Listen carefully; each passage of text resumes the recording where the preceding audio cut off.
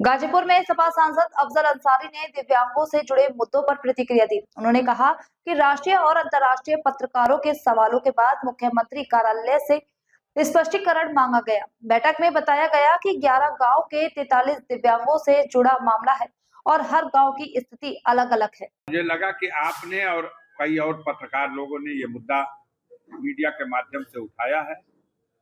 ये हमारे एजेंडे का बैठक का हिस्सा नहीं था, लेकिन संज्ञान इसका इसलिए लेना पड़ा मुझे कि गाजीपुर के जनप्रतिनिधि की हैसियत से बहुत से जो राष्ट्रीय स्तर अंतर्राष्ट्रीय स्तर के पत्रकार जानते हैं, उन्होंने भी फोन करके पूछा। हम लोगों ने सीएमओ को इस बैठक में स्पष्टीकरण देने को कहा। डीएम ने स्पष्टीकरण दिया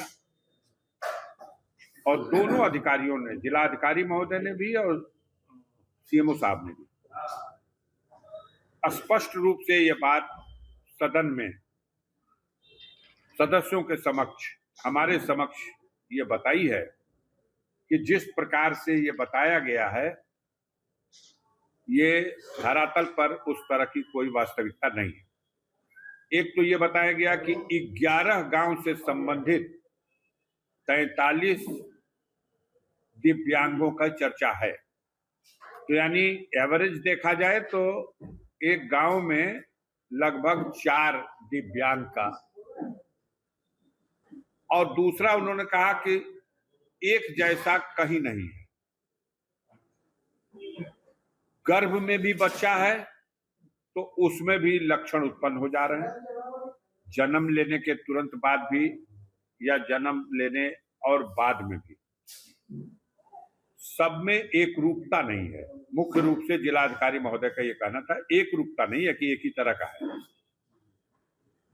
सीएमओ साहब ने भी कहा कि मैंने सबके ब्लड की सैंपल करा लिए, सबकी जांच करा ली गई और अन्य भी लोगों की जांच करा करके ब्लड सैंपल ले लिए गए।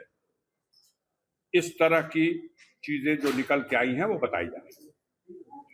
फिर भी यह कहा गया है यहाँ सदन की बैठक में कि जो उसमें दिव्यांग हैं उनके परिजनों से संपर्क तत्काल स्थापित करके उनको शासन की ओर से मिलने वाली सारी योजनाओं का लाभ दिया जाए।